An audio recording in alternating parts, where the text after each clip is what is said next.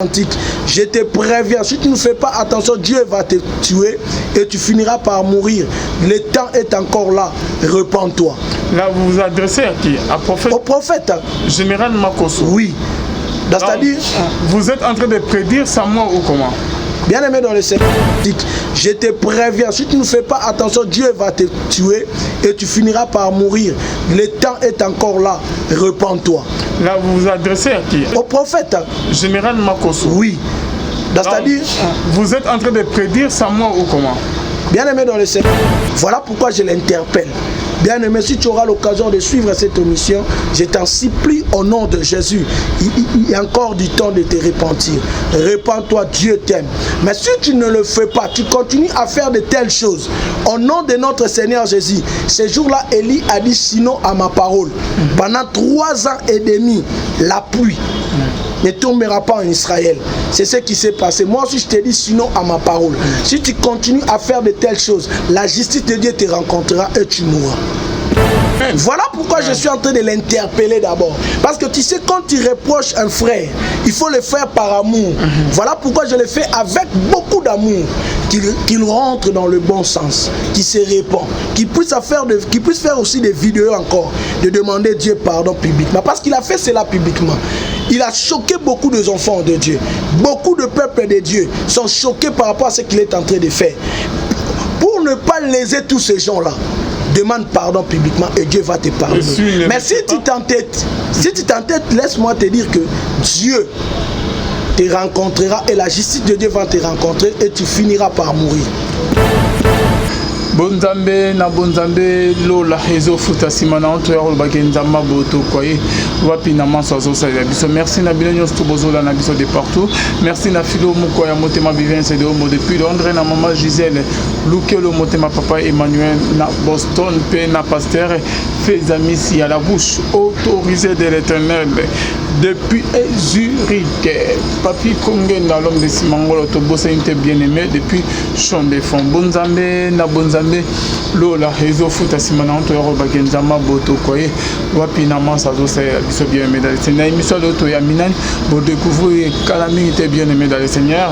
Ezali na eloko mo salami epesi biso makasi bien-aimé dans le Seigneur quand nous tourna ba émission et la famille mo pe ke ba benga biso à partir ya Mbujima et bien-aimé dans le Seigneur kotalisa biso batine la biso pe il mange en haut na évité en haut il mange en haut vidéo et c'est commis na WhatsApp il faut batine biso bilili en haut donc bien-aimé dans le Seigneur OK papa moko scandale mo salama ikuna na ngamu ya Mbujima et bien-aimé dans le Seigneur que papa pasteur akufaki likolo ya mwana mwasi moko place bakendaki na hôtel bien-aimé dans le Seigneur et ça dit des gars papa bengaki ndeko bengaki biso za papa Mathieu Kaninda, papa Mathieu Kaninda, celui qui n'a pas commun très bien, pour que non, du soleil, ça là, événement, moi, ça là, ok, pasteur, à Koufi dans l'hôtel, nous avons gagné, à Koufaki, du colo, il y a moi, il y a collaborateur, il y a adjoint, au giste, et ça, ni bien aimé dans les seigneurs, tout le monde, qu'on soit là, et donc on a collègue, mais Azali, Awa, na, bien nous tout bon, nous sommes connectés toujours, shalom, l'homme de Dieu. Shalom, papa. Bonne santé, prophète.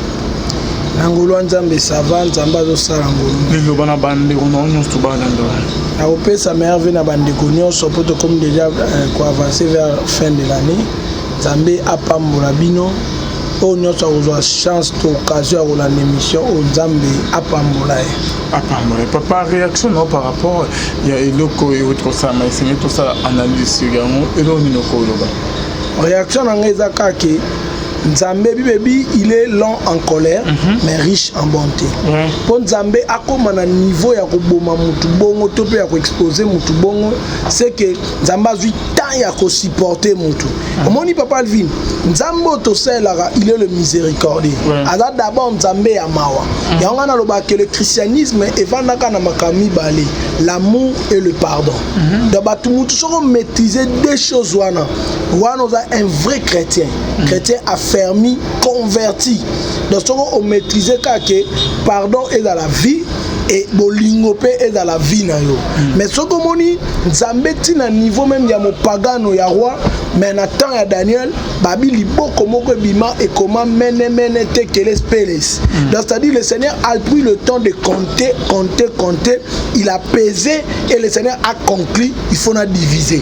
So moni nzamba comme na niveau wana, c'est que le Seigneur a c'est-à-dire nzambe a pesé tanyo surtout ya ko se repentir. Mais oyoka quitté. Voilà pourquoi le Seigneur a frappé et Dieu l'a exposé comme ça. Nebi bezo ba ke elo remonter tika ko tika la caché quoi sans que nzambe a révélé en quand est-ce que Dieu révèle les choses? Nzambe kozwa nzambabi l'air Aaron akobano mata pa ke ne kofu il faut ba tongele kaleson kaleson na ron ngo ezani po nidité ya Aaron esani emonana te. Donc c'est-à-dire il y a deux fois nzambe a permettra te ngo mona na Zacharie 3 bibelobi Satan zola kisa nzambe ke tala sacrificateur non il est trop sale. Sacrificateur na nezaki Josué nzamba la Bible dit le Seigneur réprimanda le diable. Donc nzambe a gangeli Satan pa tindike musika pi me asuki wana te atindi ba ange ibi bo kende bo changer nini elamba. Donc boyebi c'est vêtement là c'est trop sale. Donc c'est-à-dire pour un sacrificateur soki okoti na makamwa mabe diable magaza kwa kizo mais nzambe mawane ya kalikolo mutu.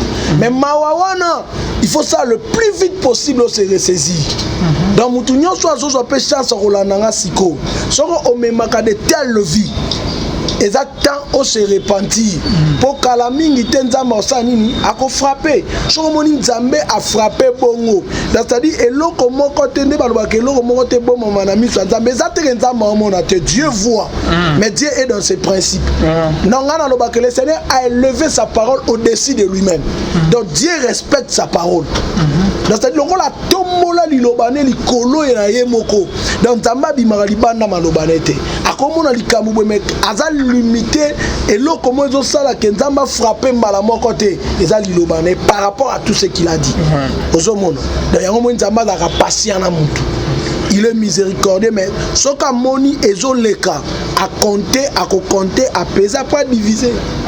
Ce que prophète Gédéon Bekamba bando bazo dans tout de partout et là on n'y ko ça que basali na nzambe basala mama mona ndenge mo caché ya kubata ma papa mais babanga mokiki et découvrir ma bena bango et là que basali muso ça et oh comment on a été bona bazo ba que mokile découvrir ma be basala mais bazo banga nzambe te. Bon Moutounenga zana na sepela na frère na biso David. Hein? David a eu moi si a Iri Bathsheba, maman Salomon, abomi soda na pas moi si a soda. Mais yoka prière à David na psaume 51. Abi Seigneur, j'ai péché contre toi seul. Donc dès to tambola na mokilo mutaka na compte rendre kana nzambe. Mais soki déjà yo comme banga no batu. Na place au banga nzambe là ça devient dangereux. Donc ngane na tambola ka na mutu na papa Alvin na kana compte rendre kana mutu moko nzambe. Muta ko juger nzambe, muta benga nzambe, mutu na sale la nzambe. Muta ko sepela mkomsu na longwa na vie na mokilo nzambe. Donc soki ana mutu na compte rendre c'est ndenge David azoloba na psaume 51 à partir verset 3-6. Abi Seigneur, je péché contre toi seul. Donc moi na mosali nzambe olobanga kabatu banga nzambe ne sois pas comme les pharisiens koza tombo blanchité ne sois pas un hypocrite banga plus nzambe. Parce que le prophète Gédéon naka ya bonnet que pasteur alors kofi likolo ya moi si ya collaborateur na hôtel papa naka ya bongo papa pasteur okene lola to okene li felo. Bon pona likamali felo to lola j'ai pas ce pouvoir là. Mais muta me marabatu li felo to lola nzambe yenda ebi ndenge nini akomema jugement ne maintenant misu na biso acte posé. Le pasteur est condamnable, non? Pasteur a condamné, pasteur a ne peut en faire, mais na yebi appel nete, na yebi makamba sola na nzambete, na yebi pe jugement nenge elekate, mais au moins na misubwe na loba parce que makamba nzambe na loba likambo chaque jour, na makamba nzambe ba traitango na miswa physique te. Dieu est esprit. Dans makamba nzambe et makamba mobo spirituel. Le réflexe tala mudlowa moyibiana na quoi bato ayiba biloko na bango bazana bato aboma bandeko na bango bazana bato ba musu bato na se ba lobani il fallait soukelo kaboye yo toyeba kanjure ko suka boye ozui mais yekuna réparer lobi na ye vie future na ye yesu abise lelo ozananga na pa na paradis. Mais pendant que bakisateur ne ba otale na se ba on insulté misupi ba beta na maboko azui tolobaka nini tala lelo place asuki tala pendant que les gens parlaient lui était en train de négocier yamoni makamoni est vraiment trop glissant et ça na pouvoir na mutuma ote na se na moyo lobake akokende enfer akokende lola mais acte posé na miso akotala boye pasteur wana direction ezali felo na miso akomona boye mais na yebi te jugement nzambe par rapport à sa vie. Par rapport à sa vie. Parce que quand même que papa ne que ba misu bate a te longtemps ya grâce au ça no du sum net que koko ta lola et ezara que o ya ma Jésus comme Seigneur sauveur on dimela mais on dimela déjà ta que ozo sum kana autant de la grâce au kota no lola yeso abi vaut mieux tant la loi que tant la grâce. Paul a que plus loin la grâce est trompeuse. Natan ya loi, soko sali acte ne comme péché. Natan ya loi babi po muta ko na dité na moi si fabi mana moi si. Mais natan ya Yesu babi convoitise a pas matière déjà péché. Donc au moins que na grâce na loi, grâce c'est déjà difficile. Pour babi soko louli a pas mon péché déjà. Mais na loi soko louli a péché té. Il faut obima non na moi si na tout. Ndebalo ba ke comme péché. Mais maintenant il y a grâce, il suffit qu'à Olouli boy. Et Bible est claire. Bible dit le royaume des cieux, ce sont les violents qui s'en emparent. Or un violent, c'est quelqu'un oyo et c'est un sacrifice belé. Et c'est une énergie belé. Donc il y a une marche il faut dire pour hériter le royaume. Pour hériter royaume, mais l'homme de Dieu, et ça dit solo peut-être que Jésus a aussi la prière dans Jean 17, avec que papa, bah on y a tout au peu segment dans la qui si on dit là non sauf les fils de la perdition. Et ça dit solo la prédestination te kokota lola kokota beaucoup yanzambe papa. Mais c'est bon. Prédestiné c'est aussi les critiques. C'est Bible yem ta bengi bango yem ta prédestinant ni bango. Mais au moins biloko wana nyonso papa na nga vie et ça ba terrain très glissant. Sauf que ngana ebi clé ya royaume des cieux. Et ça ka la crainte de Dieu. Muto azobanga nzambe. Ko yamba Jésus te kondimela yete. Kasiti. Soko yambi Yesu lokwa mokonzi pe mobikisi. Yo il faut kubomoto il faut kufat. Parce que Paul a dit, si moi je vis, c'est plus moi qui vis, mais c'est Christ qui vit en moi. Pas Yamba et Jésus. Parce que même Paul peut dire que nous brossons tantôt d'une manière, tantôt d'une autre, papa. Oui, mais Paul, il s'est sacrifié pour ça, non? Au moment où Paul a Timothée, Timothée me met dans un manteau, la dernière prière, j'ai sali bon combat, na lité Timothée mon fils. Mais Timothée, continue qu'on a dans la question. C'est-à-dire, même Jésus était un maître, un conducteur. Si ma disciple n'a Jean 16 habits maintenant, vous êtes sous ma disciple était, mais beaucoup de minanga, bino bobenganga te mengane na pona bino pe na sanini na benga bino. Donc c'est-à-dire il y a des moments où muto yambi Yesu, mais on a parcours faut ça na Yesu. Koyamba Yesu est assurance à royaume kate. Oui, assurance à royaume ezali siko. Quelle est ta vie? Pour te voir yambi sabate belé lelo Yesu, mais ceux qui ont commis mutasikate. Connaître que bah oh bazote bah matière qui tant de la grâce du sumo ça qui lobin oyo ça le na oyo ça lobé o la laisser limisa non na croix hein autre fois émission to ça qui a été to espionner bato wana ba côté libiso ba na ba message o bango moko ba yebi place ba lokotango ba mo ba yebi enseignement ni ba ozwa mais o biso to yebi na Bible o biso to tangaka la crainte de Dieu est la clé du royaume. Oh Bible botanga. Bible biso to tanga ko to teka. Bon batanga toujours Bible non papa. Mais là mutako mo ba enseignement o biso na Bible so to lukiango to zo mona te. C'est que y a une place on se ressourcer non. Pour la Bible na lukeloko yo lobi ono lobi ke lisumu ya lobi ya lelo ya lobi okuna Nzambe déjà limbisa. Papa na ngai. Péché tigali péché. Dieu aime le pécheur, mais Dieu n'aime pas le péché. nzambe alingaka basumuki mais objectif ya nzambe eza babongola mitema mais nzambe alingaka masumu te pe péché mutu moko koloba baza parfait mais l'air au reconnaître que osali péché confesse cela prie pour ne plus répéter. Merci beaucoup prophète Gédéon Bekanga bamitu neza mwa ebele toujours pour la likamuya salo donc pour la sali il faut autant mon robanga nzambe obani na ko yamba Yesu te obana no wana wana za lokwa maternel fondement na biso na yambi Yesu na bomo ina lokola mokonzi pe mobikisi avana na bomo ina nga na kabele bomo ina ngai lokola na kabele bomo ina nga sko ngai fona kufa ngandi baba ndo diriger nga do Yesu Masia sko ndem tu fa conduire ma vie.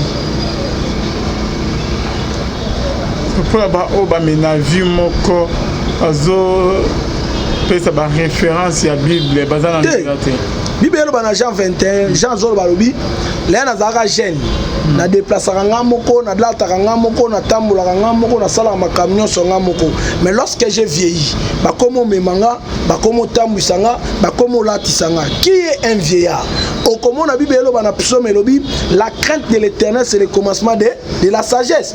Or on a histoire parmi les trois sources de l'histoire il y a la source orale la source muette et la source écrite mais la source orale ba biso babi quand un vieillard a koufi et sa bibliothèque mobimeseni et qui na sa mabele pour sagesse et c'est nini et qui donc na nati la sagesse va tout vango ne pampaka or mutu soka yambi Yesu lokwa mo kondipe mobikisi to commander ba vieillard dans les gens zolo bakele na zaka jeune bana bana la tanga moko na sa makamnyo songa moko eza vie au mutu traverser le roi païen là au comme vieillard vie na dépend de suna yote il faut aux troisième pied au force nous me comme na troisième pied donc mutu soka comme vieillard tika Yesu akamba yo comme kamba esute donc Yesu nda comme ma vie na yo di camion sur nos sala consulter nzambe ma camion sur nos sala que dit les écritures l'air ozonga na référence ne comme écriture donc d'office wana Yesu nto kamba yoko kamba nzambe te tika nzamba kamba mais prophète Gédéon ozana d'accord que pour na kozwa sali et seigneur ka kondimela Jésus ozana d'accord na ngai oui et seigneur kondimela Jésus ndenge pe que Bible les autres et non que ko banga masumba parce que on ndimela tala soki ondimeli Yesu soki ondimeli soki sali pona ezala kana ndimeli Yesu wana fele kaloko ya moyibi na croix donc là quand yambi okufina omoni batu o to benga ngo faveur to benga ngo ngolu bato bazwaka chance lem sa tamola mabe na vie mazwi ngolu moko na mbeto hôpital pasteur moi ki oteya bakutie na mbeto hôpital pasteur ana yambisi Yesu et ki akufi lobi okebo konza likolo mais muto dejo koti komo lo bato bougete kasetanga maka kete okene no lo la non kokene lo le tanga ma te la violence na muto et la violence voilà pourquoi Bible on a Deutéronome 35 abili boso na bino na tie deux chemins chemin ya vie na chemin ya kufa or chemin ya vie na chemin ya kufa na Israël mukwana batela kae muto amibenga l'image de la vie c'était Jésus et le meurtrier c'était Barabbas mais Israël a ponane ba Barabbas ya on a prophétiquement jusqu'aujourd'hui talaba na Israël parce qu'ils avaient choisi un meurtrier zomona ti lelo zomona ba guerre bazo kufa po ba pona mutwana et biso lokwa to poni nzambe to poni vie to poni nzambe na bomoy il faut otambola na ba principe à Yesu otambola na ba principe ya Yesu papa et qu'occupe quoi arriver non le chemin est long même non on liboso non on a parfait nabi le chemin est long mais ngana bi faut être prudent Zomona batu batoteta serpent de tout même colonna Yesu alobi soyez prudent comme les serpents. Donc même serpent na qualité mora bien pané prudence. Donc na vie so ko moni likamu moko bo même bible lo boko etino na mabe kata engelo bani. Po okata ngo ifoza deda mwana nzambe. Oyeba ke likamu na osala za mabe on alobi se repentir le plus vite possible. Il faut kata. Longo na likamu wana. Notre que moi so zo tino na ba vie mo bazo be li ba. Boyaye. Puis Bible les permettre na ba obala na moi mo que Bible permet que bo divorcer na bino. Moi so zo bet sa li baku. Azo tina na mabe. En tout moment reçoit une sangha. Bible parmi ba mystère Bible lobby, Bible bengi mariage mystère. Et loko soke comme mystère. Et est-ce que loko ma se quitter. Mariage wana mona. Bible bengi ngo nini mystère. Et l'autre déjà sur comme un mystère. Et c'est l'autre comment c'est quitté. Dans le mariage, il y a un moment où on a un moment où on a un nom de quotité. Kokota pe na mbangu te zwa tana yo nyonso kokota na libala te po batu ba lo bakota kokota na libala te parce que l'autre là où tu bala bo ane ba mité kota na libala là au mona tana yo seni ekoki parce que na libala il faut ozwa tana yo nyonso o mona moi si no so asiliki na betane nyonso ala ndengeni il faut yeba soka beli maladie ne ala ndengeni dala ba réaction ne devant ba problème ko suka wana te consulter nzambe beta spirituel ne omoni ba médecin lelo ba batu babini babi avant des familles babala na médecine comme ko exiger so examen belé donc même na ba test ya ba groupe sanguin pour ba banga kena à la longue ba anémique babima na lignée ya couple wana ozomona ndenge moko pe biso ba homme spirituel faut ba no conseiller ba tout ce ko pe bongo so bo libo bala na to ya no total pe côté spirituel ya tous les deux familles to ye ba pe comment contrer cela ya ozomona ba tebelo ba côté ba mariage en désordre et ba misusu le tin le no ba ko s'en sortir té dans le mariage et à place à ba surprise agréable na place ba surprise désagréable ya wana ce que c'est loko moko boye ba o déjà ba kota ba servi biso de l'exemple na sala ngote po papa vina ucho bala ngape na bala na sala ngote po lote soit tana yo nyonso ko se préparer pe lukibala moi sozolinga ko bala moi c'était pour intérêt moko matériel ko bala moi c'était pour famille za x mukolo intérêt wana mutako kutana na ngwa lekie donc aux obligés à abandonner linga moi si atpona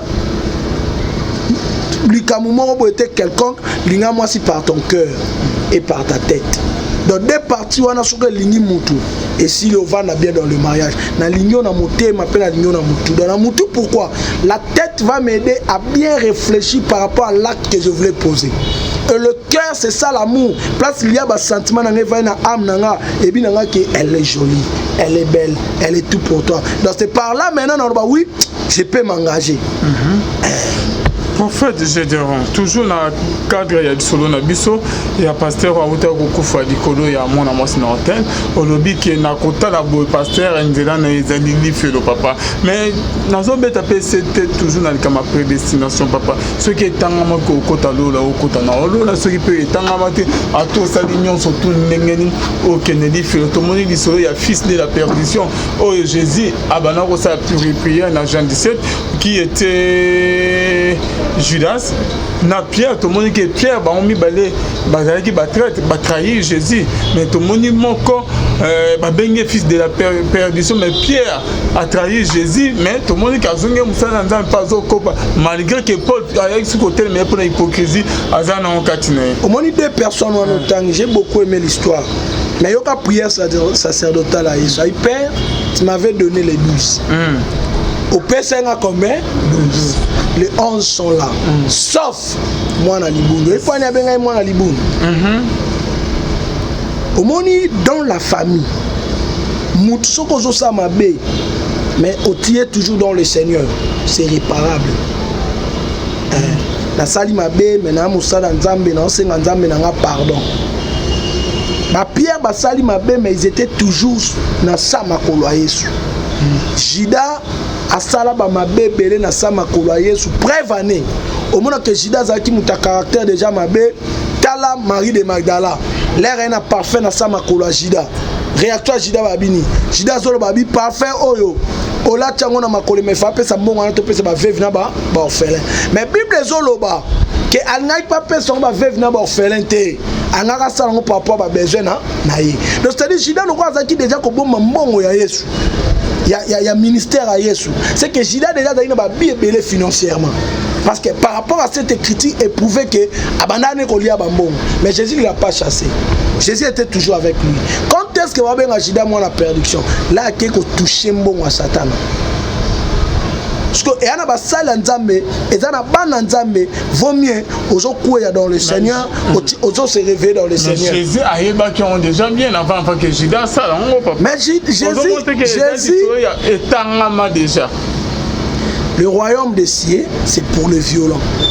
Soki bongo, Yesu akotika basali. Eza na ngola nzambe te ke nzambe asala biso grâce à okota bokonzi na ye. Kasi na biso le no ba ke ce sont les violents, donc c'est-à-dire laisse-toi emporter. Nzambe asala biso grâce pour okota bokonzi na ye. Ondimi yango. Mais ça, personne ne peut vaincre le péché par rapport à sa force. Mais grâce à Nzambe, ça na vie, il faut nous permettre. Oh, oui. Obi. Grâce à Nzambe. Mais là, tu as que Moutouana a athée. Moutouana a incrédule. Noé a télémi. Noé Salimasua. Nzamba pese maloba. Abi va dire à ces gens-là. Yango to sala lilo. Moutounde face laisser, donc c'est-à-dire faveur et koya. Mais il faut que la faveur place ça là comme il faut. Si on tire la place té. On est na YouTube siko batu ba Hollande bishut. Muto Hollande ngati. Abina mutu so la ndio ba aventurer. Mama pamba pambo. Mais lobi na tongo par exemple la Koufi.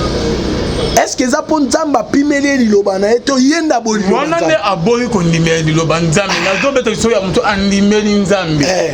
Mais net pasteur wana zo abanga na Nzambe ate aliloba mais adana na moi kan mo peme OK papa sans autre tinia ki no bima na moi ça adjoint na ye collaborateur ne ya osko na ye bisio bien na introduction na na lobi boy na miso akomona boy le pasteur là OK na va faire wana miso mais décision finale en Nzambe nanga na yo comment on peut être que bon parce que na Bible quelque part que bazo on Nzambe zo mona disute yo comment on kasi on a lobby ngana lobby boy na lobby no moyibi ana na croix ce voleur là sur la croix bato ayiba biloko bazaki bato le mto aboma bato na famille na bomba alaki bazo condamner mais yazo traiter que abongisa lobby na ye.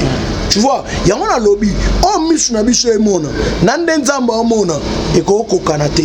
Mais ce qui est sûr, na otala boy et acte mo bien té. Toti ka ko condamner bande o mususu ah yoana okene na eli fait le frère on fi wana zo tambola mabe. Toi yebi makambo Nzambe neti ngai boy na croyance na ngai na Bible na ndimela nga koloba na mutu teke yo ki na faire. Bon, attends la dernière minute ya mutu, il peut arranger avec son Dieu. Là wala la kanga na la raté. Mais ce que je peux faire, ezaka ke loko nyoso na moni mabe pande konanga na oyebso ke papa Alvin eloko eza mabe bongola mutema Nzamba. Tu as toujours le solo ya grâce à Nzambe prédestination ya okota bokonzi ya te Bible déjà là que la grâce est trompeuse. Ba Paul là ba benga que la grâce est trompeuse. Ils ont c'est que ba constater ka biloko nyoso tala papa. Grâce pene kiti fraîche mais boma na ni ana safira. Batanga ma te ba ko fa bon. Et tant que bon prophète Gédéon. Dieu donne l'occasion. Nzamba ko sala mutute que mutu a prédestiné mutu. Mais eza na makasi na biso neto kota bokonza Nzambe te da passa. Na makasi na biso te na ngolu mais ngolu na siko epesa mela biso neti be epesa meli biso. To aba jeune. Oui, to aba jeune. Na makamu nyonso ezo leka na ville elo na par rapport à la jeunesse. Jeunesse lelo ils ont lingué. Le monde a évolué. Il y a trop de choses. Batba okima na ba mituka cher, ba mapangwa cher, kolata, makamebele. Mais là muto ndima o se sacrifier pour na Yesu. Il y a violence mon mangwana. C'est-à-dire au vandi boyeneti, biso alimenter to mona hôtel ni boye. Au mona ba jeune lokola yo. Ba fandi wana bazo melaba. Mais yo zo mono bibo par rapport à ye moi non na mema oyo Yesu Masia bébé on a na maboko na roni matakoya on est autant se comprendre te attends que tu dimeli Jésus et qu'on arriver ko sumuka non mais il faut to yeba on kana mutu ne to dimeli Jésus to ko na biso bokonzi na ya lola te lokwa na ndimeli Yesu et ana marche moko il faut na tambola pour na kota lola wana yo mutolo bien te Bible mais toujours na kata Bible to moni roi Saul na roi David bango mi ba désobéir na Nzambe moko Nzambe aketi na ti koloba na prophète Samuel que je regrette d'avoir établi Saul comme roi d'Israël na rejeté mais David abomi David nzama bozi aboy atongela temps parce que maboko neza na makila. David abomi bandeko ebele bandeko na biso be ti asumu ki molimo akinduma papa mais nzama limisi abengi l'homme selon mon cœur. Ozo monter que makamza mezaki te makamza meza facile tanga prédestination. Il faut tala ba pelle ya bato na mibale. Parce que comme il comme ya ba Saoul nani abenga peuple est réclamé roi. Ok, malgré le peuple, nous avons moutapona qui est. Saoul a déjà posé comme roi. Peuple est réclamé roi. Nzamba poneli bango roi. Tout David chiko nzambe mais nous sommes mis bali badala ba soya nzambe. Saoul nyama kufela été. Mais David baboma nyama. Te David baboma nyama bazui mafuta ba tiel ya lycée quel colonne. Mais David n'était pas seulement roi, mais David était roi sacrificateur. Et David et l'autre Saoul a koka au sala tête Saoul a ba mystère à pardonner. Roi sacrificateur. Banozo be David. Ya on est singaki ki akota. David a yeba ki mystère à pardon. Yango moni oui, azaki na roi na sacrificateur. Mais il a un roi mort pe na Bible non? Roi Ézéchias soyez bien non? Celui qui mettait toute sa confiance à l'Éternel. Il n'était pas sacrificateur. Mais David allait paix à proportion à 4 temples.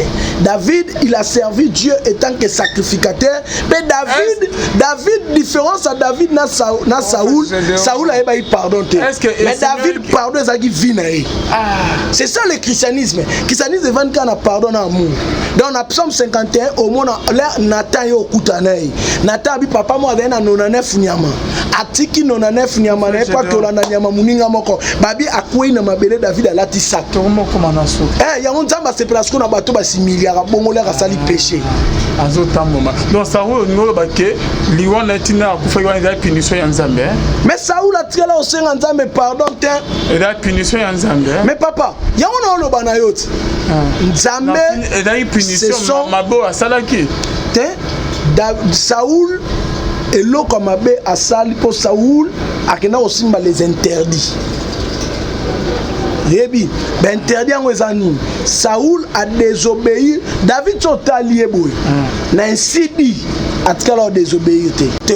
Mais Saoul ko désobéir te pour faire insidi. Nzamba lobi na David kam. Bien sûr, mais loi wana pe ya Moïse ok bachaki. Saoul mana moi c'est mon dignité. Kobo mama kilate ko kende bitumba. Kozonga na nyama moko te ya zongina. Boma batu nyonso tout ba deve nyonso yemo ako consulter deve abengele Samuel.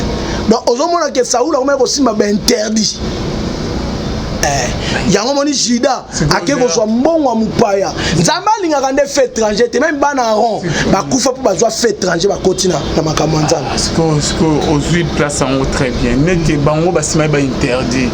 Biso net ke bande musuba na biso na minute basimi ba interdite attaque ba désobéir na biloba nzambe nzamba odimisa bango le plus vite possible azonga senga nzambe na pardon le col simino interdite au sali alliance na fait étranger même aussi ma fait étranger le quoi nzamba personne na bomoy abandonner ngo bongisa na nzambe Jonathan disumuninga salaki nan pour que a mérité pe que punition ya loi Jonathan mwana ya nani ya Saoul Yazalaki bien à David.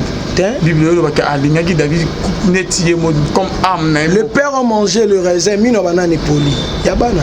Donc on est tous abesso to linga bana biso lobi photo arranger fitir na bango. Parce que lui le bamo tozo qu'on a suivi l'émission na biso prophète de Ombekanga par rapport il y a église de Salami message nous ko pes na église il y a pasteur à salut de Gawana à Koufi Likolo ya moi si ya collaborateur a memé wapi à Salanini église esa ni message nous ko pesa église ezaka nzambe église ezaka ya biso batu te nde bana nzambe bayaka ba église na biso boito kamba bref année ngana ko kufa lelo mais la vision continue Moïse a kufi mais Joshua bimi pa et ban Israël tina kana donc vision ezaka ya mutu te to akane ba porteur à vision mais vision ezaka nzambe nzambe mtape sangwa ko remplacer mutu nyonso ya lingi yoko iko pengwa te pona pasteur wana ba kutie na likambo demeurer dans l'église yo pe collaborateur ba eloko liboso na makambo nzambe o eza pardon dans la prière à notre Père Yesu alobini pardonne-nous nos offenses comme nous pardonnons à ceux qui nous ont offensés secret ya pardon ezani soko lingi nzamba limbisaka yo yo pe limbisaka baninga limbisa frère na yo aksali mabe eza makambo yaka limbisa ye po yo pe lobe kokoya na ba problème soko linzamba limbisa kao limbisa ye bo protéger église en Nzambe bandimbaza la décourager parce que pasteur c'est un humain akokoya na ba faiblesse humain mutatika la pure mutatika la constant et aka Yesu Masia pasteur moko ta kufela yo prophète moko ta kufela yo apôtre moko ta kufela yo docteur moko ta kufela yo muta kufela biso nyonso na ikulusu eza Yesu Masia pona valeur ya makila Yesu botika la l'église botika la bas Nzambe le pasteur sera jugé toi aussi tu seras jugé concentre-toi tika la moi Nzambe. En fait, je donne tout comme une émission, mais trop sur cette émission beauté. Il y a des images, des vidéos.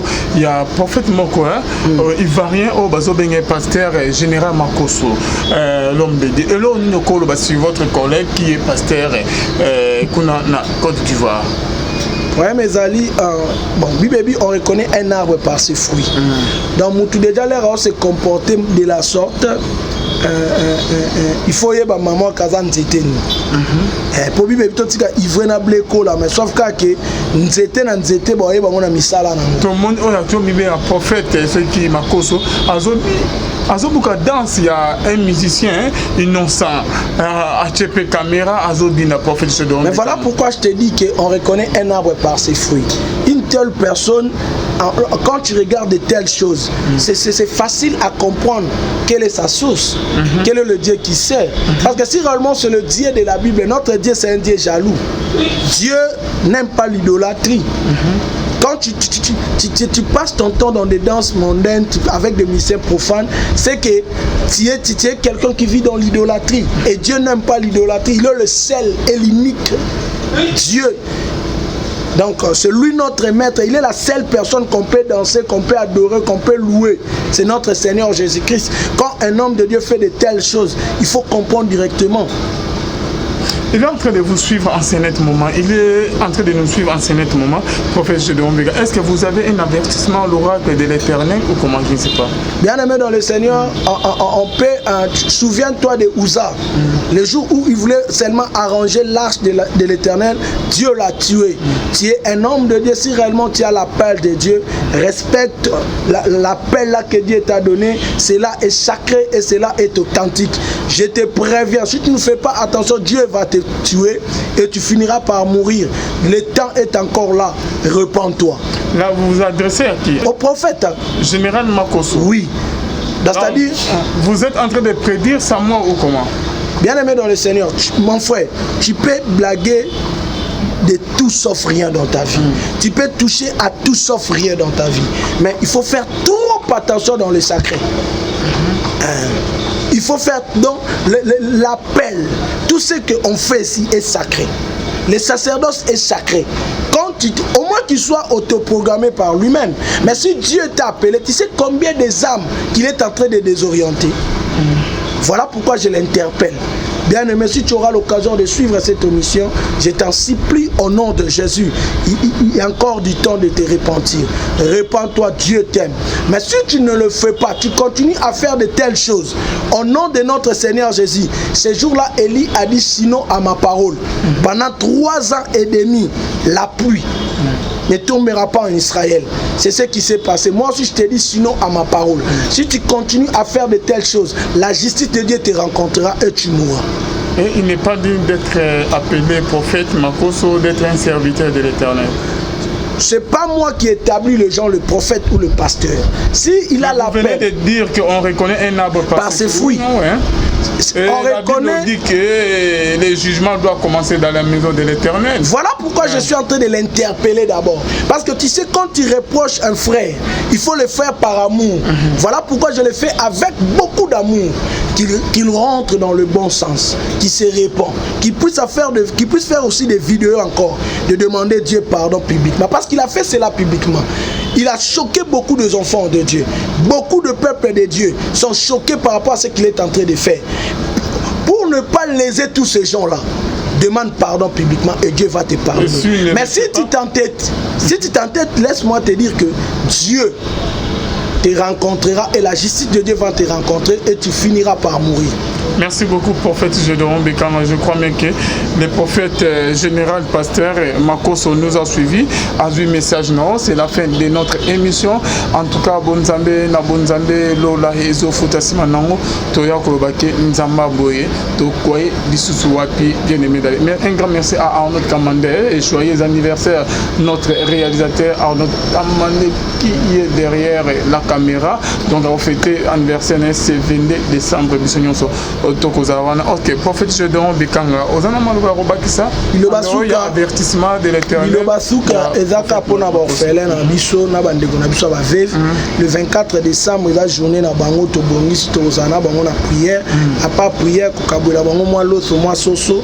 Ya on a zo bisa bandeko nyonso partout dans le monde na mutoko ozana ngo numéro na biso ezana kota contact na biso participer nzamba ozanga pété ko pambola yo numéro na biso ezali plus 243 89 69 71 785 plus 243 89 69 71 785. Dieu va te bénir, que Dieu vous bénisse. Ok, pour le bas, on y a tout bazola na biso.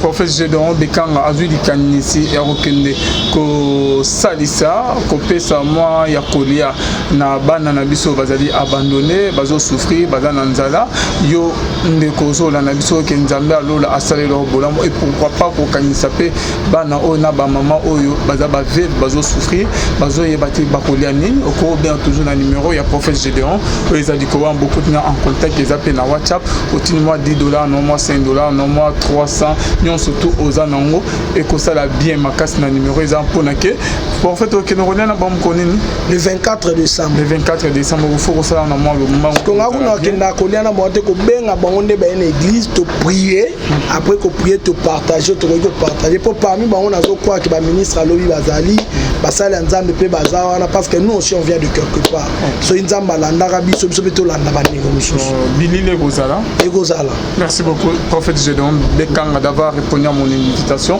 Merci na Arnaud Kamandé, à vous tous qui nous avez suivis, que Dieu vous bénisse et Bonzambe na Bonzambe Lola Ezofuta Simana Toya Rolbake Nzamba Boto Koye biso soit na Masazo se qu'on se retrouve à la prochaine, j'espère avec le meilleur plaisir. Merci beaucoup.